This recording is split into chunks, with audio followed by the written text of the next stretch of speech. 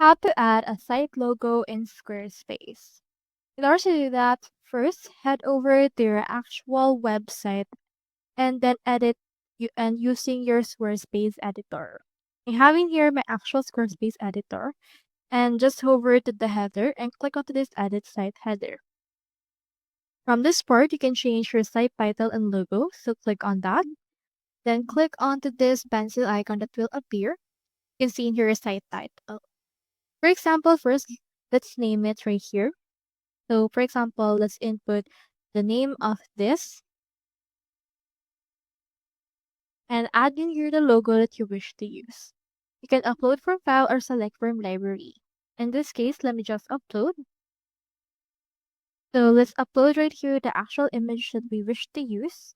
I'll choose right here this and click on open. This will upload that particular image and it should be able to be reflected right here.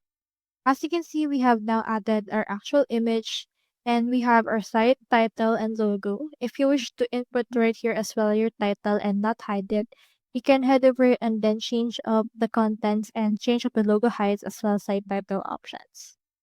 So that's all there is today and I hope this video helped you out.